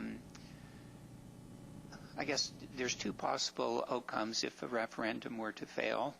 One is we would get an order. We would get an order to proceed anyway, in order to provide potable water for the city. The Vancouver Health Authority could order the city to proceed. In the event that a referendum were to fail and we weren't given such an order, we would be in the position in the not too distant future of severe water restrictions to the point that in the event during the summer the river intake had to be turned on, we could also be forced to do a boil water order. As far as the revenue is concerned, sometime in the future, if a referendum was not successful and an order was not given, Council would be in a position to reduce water rates. Follow-up? Yeah. So their request is 2%, really, not 1. 1's the other option, but really we want 2. But at the same time, the regional district are wanting to increase. They have a bylaw, and they're also wanting to increase costs for liquid waste management. So there's another cost there, and I don't know if I can bring this up, but there's a 5% request for sewer. So we're looking at over 7%. Just between those two. And I don't know what the additional would be from the regional district from their request. If I may, Your Worship, there is only one taxpayer, you're correct. There are various increases, not only the regional district, ourselves, provincial school taxes, municipal finance authority. There's numerous different taxes that could apply. When you look at it in terms of percentages, oftentimes it sounds big. As I'm sure the Director of Finance will indicate, a 5% increase in sewer utility rates is substantially less than a 2% increase in water rates in terms of overall dollars. So it's not a huge amount dollar-wise. As we discussed with Council on February the 4th, there is a reason for the increase in sewer rates. Any other questions from Council? Councillor Beale. Thank you, Your Worship. A question for Mr. Butterworth, if you please. Could you explain the distinction between water utility rates and the water parcel tax rates? The water utility rates are the rates that are charged to anybody who's connected to our system. So anybody who's using water, they have a meter and they're being billed accordingly. The parcel taxes are for properties where the water lines run by their property, but they're not connected into the system. So they have to pay a parcel tax in lieu of, they have access to the system, but they're not connected to it, so they still have to pay for the infrastructure that's running by their property. Any other questions? All in favor of the recommendation? Opposed? It's carried. Mr. Butterworth, would you please give us background on the issue regarding the 2015 sanitary sewer utility and parcel tax rates? Yes, Your Worship. This is relating to 2015 increases for the sewer rates and the sewer parcel tax rates. Just to give a bit of background, there was a number of years there, I believe it was 5 in a row, where we had no increases in the sewer rates. We had fairly high accumulated surplus of over $2 million. Actually, it goes up to $2.5 million, and so continued increases at the time didn't seem prudent in light of the high surpluses. As time has gone on, and because we haven't had increases and a revised capital plan, those surpluses are now eroding down, and our current plans for both 2014 to 2018 and 2015 to 2019 call for 5% sewer rate increases over the whole term of the plan. The increase for a 5% works out to about $5.56 for the average user. And the recommendations as per the agenda. Thank you. Do I have a mover and a seconder? Councillor Greer and Councillor Patterson. Questions? Councillor Salter. Thank you.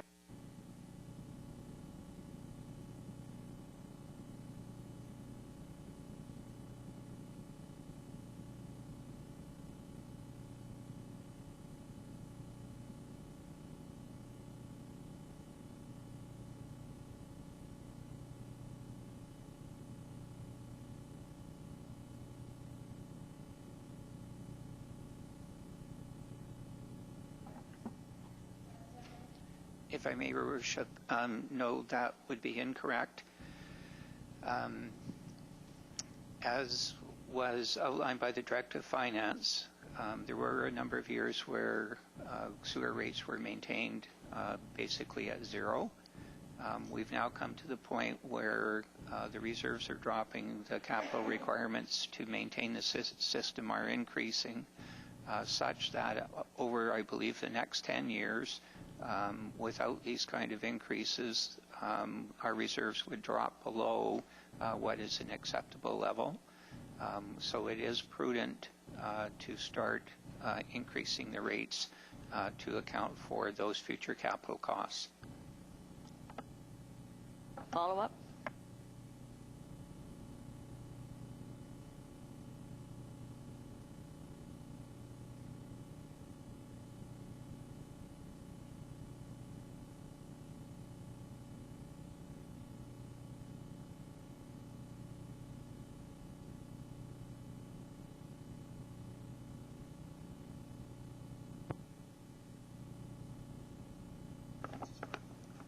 So nobody heard that.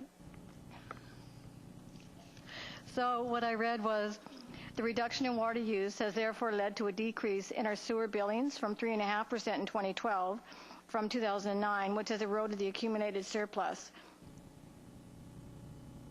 So that's where I'm trying to clarify. So if the reduction has, if they've decreased their usage, and now so by decreasing the usage, it's increasing the taxes. And we're living in a community, as we all know, that is predominantly senior.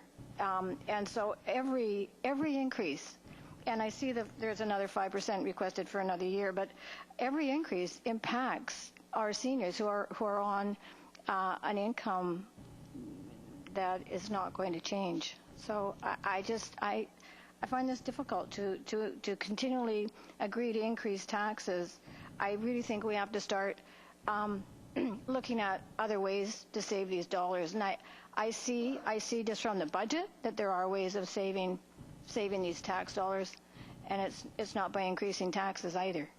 Not all taxes. Any other questions from council? All in favor of the recommendation? Opposed? It's carried. Mrs. Comas, would you please give us a background on the issue regarding 171 Ford Avenue in Parksville? Yes, Your Worship. A notice on title is a mechanism to ensure anyone interested in a property is aware the property is in contravention of city bylaws. In this particular case, the property is in contravention of Section 5A of the building bylaw because the permit for the property has expired and the work is unfinished. The owners are not in a position to complete the work at this time, and they have advised they will apply for a new permit when it becomes possible. Once the owners obtain a new permit and complete the works, they may apply to have the notice removed. The recommendations are as per the council agenda. Do I have a mover and seconder for the recommendations? Councillor Oates and Councillor Beale. Any questions from council? Councillor Salter.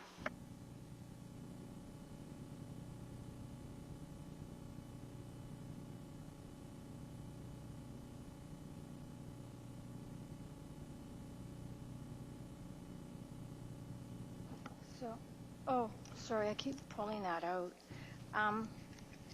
Thank you, Your Worship. So this is the one with the front door, right? Is this the one on Ford Street with the front door? Yeah, so I just want to clarify. So this one was the person started to do some work on their front door, and then they stopped for some reason.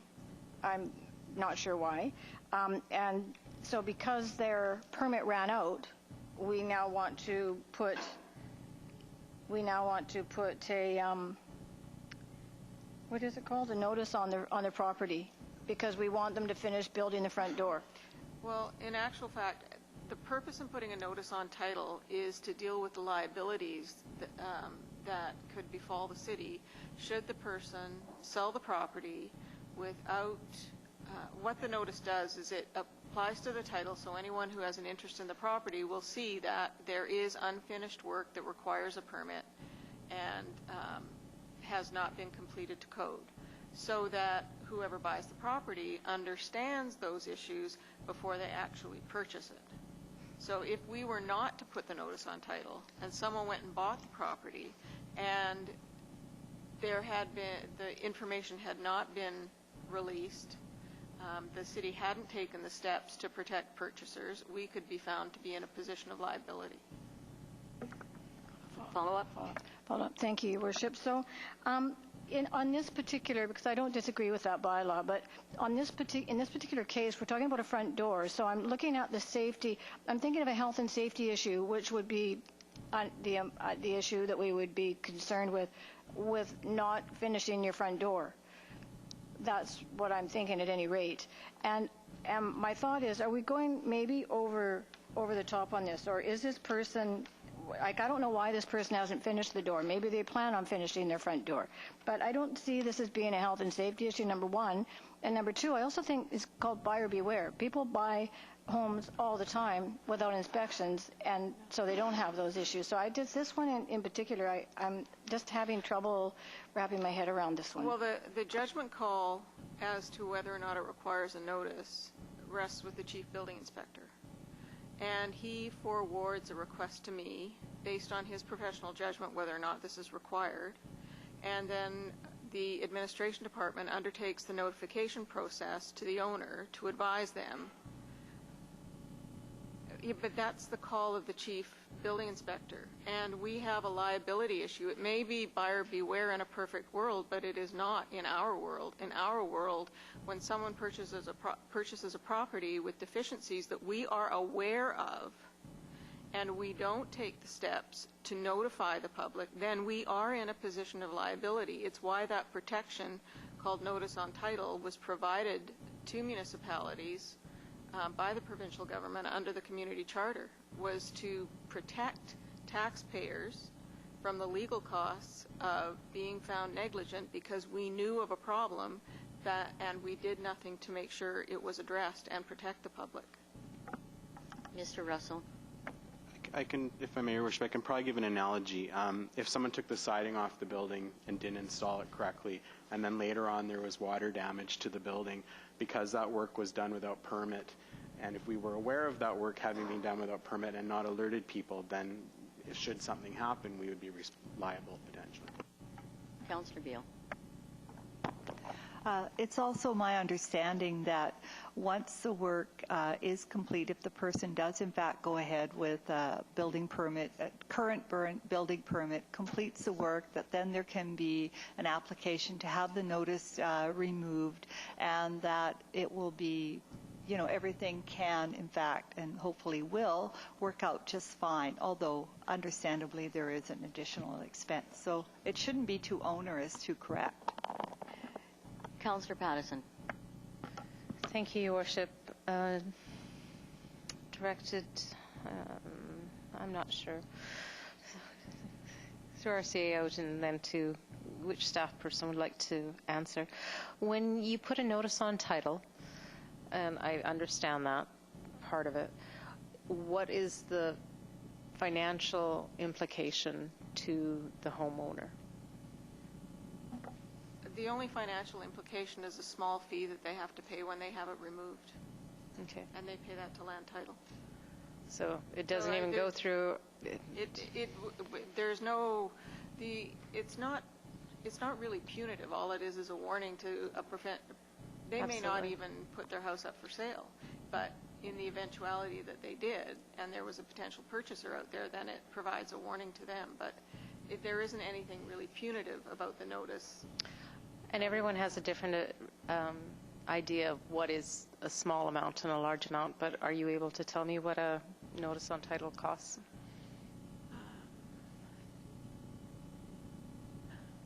I'm guessing, but I'm thinking at most around $100. Thank you.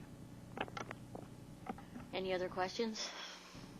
All in favor of the recommendation? That's carried.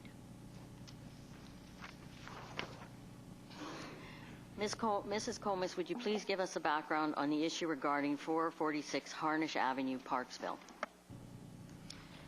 Yes, Your Worship. You were provided details with respect of this item from the delegation previously in the meeting, but again, this is also referring to placing a notice on title for the property, and the property is in contravention of Section 5A of the building bylaw, as the site is under a stop work order and doesn't have a current permit. Once the owner obtains a new permit and completes the works, she may apply to have the notice removed, and the recommendations are as per the council agenda. Do I have a mover and a seconder for the recommendation? Councillor Pattison. Councillor Greer. Discussion. Councillor Pattison. Thank you, Your Worship. So all that we're dealing with on this particular resolution is to file a notice, and that's all we're doing at this point in time. I'm just asking for clarification. I see lots of nodding. We're not going to discuss, and staff will work with the current homeowner to continue. That's correct? This is a question that I have through to the CAO or to Director of Administration. And so we did hear from the woman involved. I'm sorry, I've forgotten your name. And one of the things I would like is some kind of direction, because we're gonna if we pass this resolution or this recommendation, I would like to be able to indicate to you what your next steps are so that we can get through this process. Through you to the Director of Planning. If I may, Your Worship, I believe that Mr. Peters on February the 5th produced a letter that actually outlined quite clearly what the steps that Ms. Molchan has to do in order for a permit to be received. So, Ms. Molchan, do you have a copy of this letter? Actually, I wish I had. So, okay. I have my notes. Okay, so that's, I just wanted to make sure you had the letter. Thank you.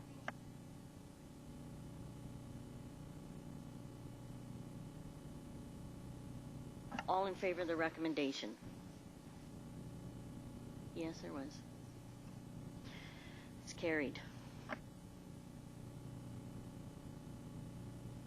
Mrs. Comas, would you please give us background on the issue regarding the amendment to the City of Parksville Sign Regulation Bylaw number 1511?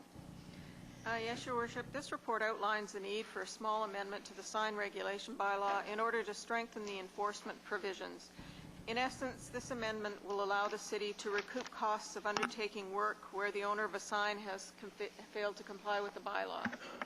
And the proposed bylaw appears elsewhere on the agenda for 3 readings. The recommendations are as per the council agenda. Thank you. Do I have a mover and a seconder for the recommendation? Councillor Oates and Councillor Salter.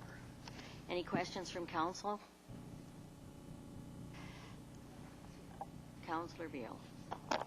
I'm just curious, with the removal of the specific fee amounts for the various bylaws, will there be some sort of a statement within there that indicates to individuals where to look for pertinent fees?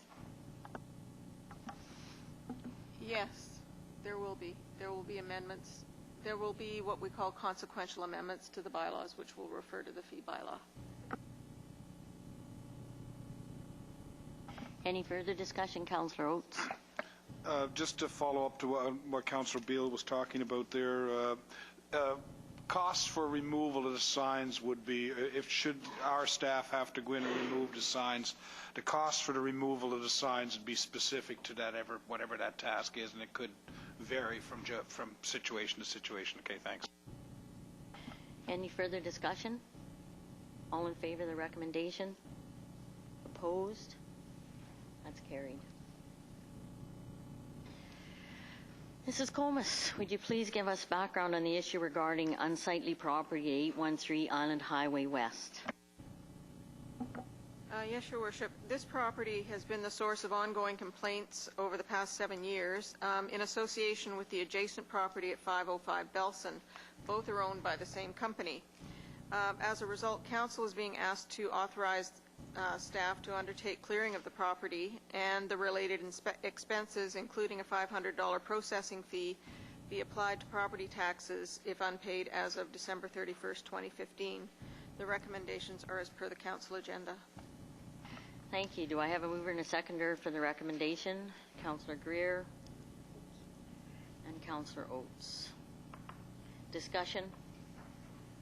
Councillor Salter. Just to clarify, so the $500 fee would only be implemented if they didn't pay their taxes by December this year?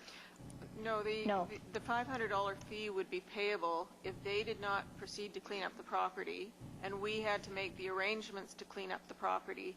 Then that $500 fee covers our administrative costs. I think I'm not catching that whole piece, sorry. Okay, so if we will now send notification to the property owner saying council has ordered that the property be cleaned up. Yep. If they do not proceed to clean up the property, then we will find the appropriate contractor to do that work, and the $500 fee is our administrative costs. Councillor Patterson. Thank you, Worship, to our CEO and then to staff. What's the timeline for unsightly properties to be cleaned once they've been given a notice? 30 days? 30 days, yes. Any further question? Councillor Oates. Just on the second part of the recommendation is that either you use the city staff or a private contractor.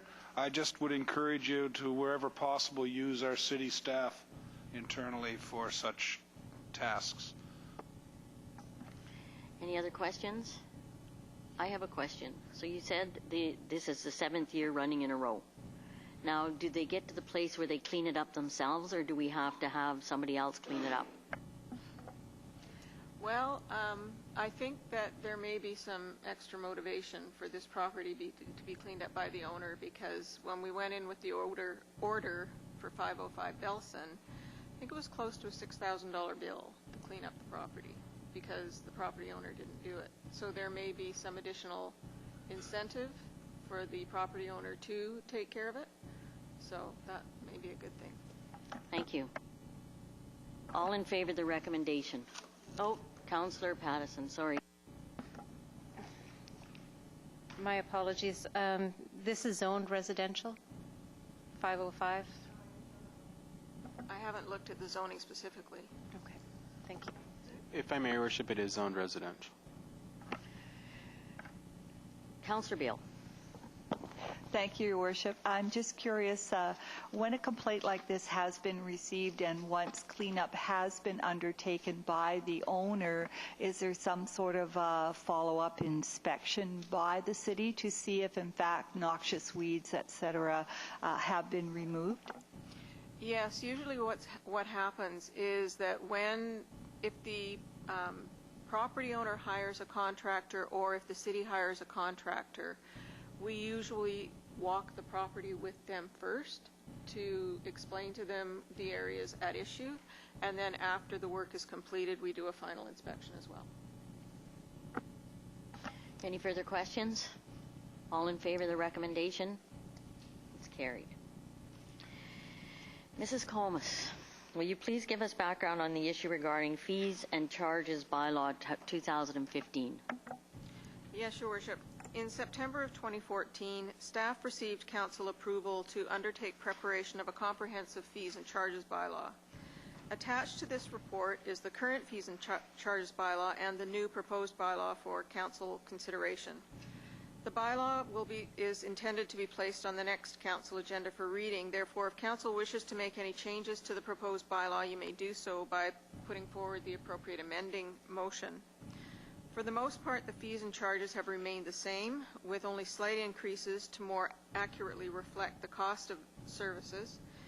However, it is important to note many of these fees are subsidized by the city in the interest of keeping them at affordable levels.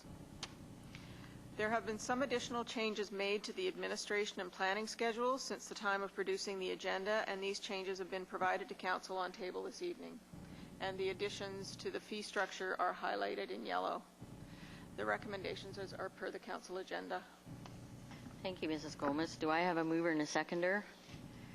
Councillor Salter and Councillor Greer. Do I have any questions from council? Councillor Pattison. Thank you, Your Worship. Where you have yellow and then you have a line through it, those are items that are going to be removed? Why? Because they're not things that we provide any longer. The downtown revitalization report is available on the city's website. We've never been requested to provide a written copy to anyone. Okay. I believe there's one there. Same with the housing and late. The housing, and then there's the third one, the last one. We don't have, so we're not sure how it made it into the original bylaw. Okay. Thank you. Any other questions from council? All in favor of the recommendation? Opposed? That's carried. 3 readings. We're into bylaws, 3 readings. Do I have a mover and a seconder for the recommendation? Councillor Oates, second by Councillor Greer. Discussion? All in favor of the recommendation? Okay. Yeah. All in favor again, sorry. Opposed? It's carried. Advance to public hearing. Do I have a mover and a second for the recommendation? Councillor Oates, seconded by Councillor Greer. Discussion? All in favor of the recommendation? It's carried. New business. Does any member of council have any new business?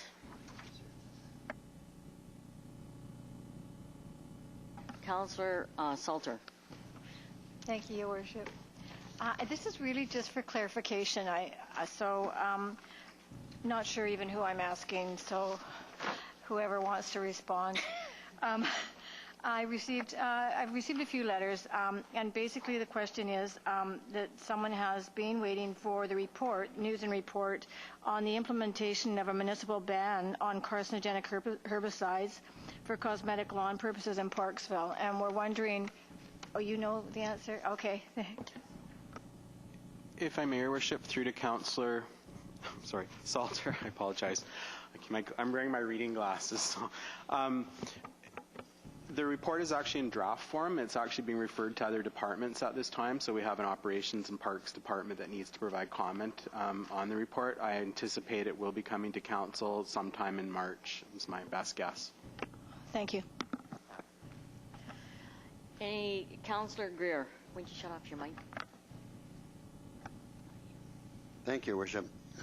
This is under new business. On March the 12th, 2015, the Parksville and District Chamber of Commerce will be hosting the Parksville and District Business Awards. This will honor excellence in the region's business community. There will be awards for the following categories: Business Excellence over 15 employees, Business Excellence under 15 employees, Outstanding Customer Service, and Entrepreneur of the Year. Recommendation that the City sponsor the Parksville and District Business Award at a cost of $350, that the funding be provided from Council's contingency fund. You're moving that? Do I have a mover? I'll move Councillor referral to the Oates? budget deliberations. All in favor?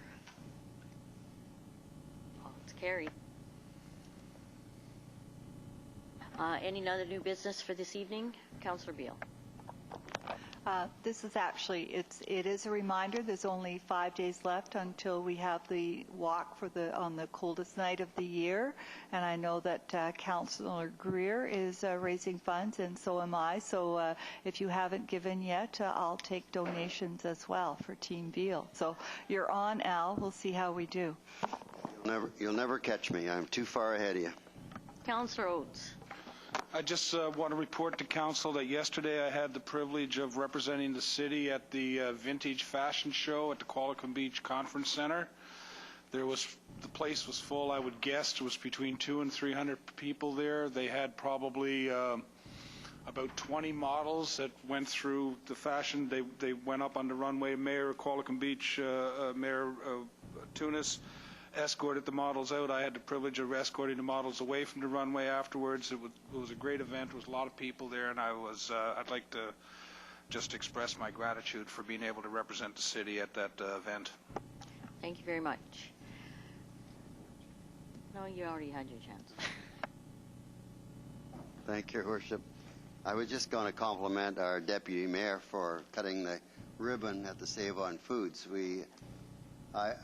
No, actually, she dodged out and she didn't cut it. I ended up cutting it, and we had. It was a very good opening. We had a ton of people there, and the place is fantastic. And I understand it's been filled ever since.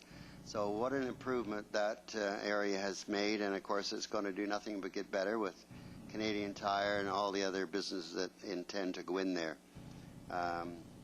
So, anyways, it was a great occasion, and we represented the city for the opening. Thanks. Thank you, Councillor Greer. Okay, special business. Do I have a mover and a seconder for the recommendation as follows? Pursuant to Section 91C of the Community Charter, Council proceed to a closed meeting to consider an item related to labor.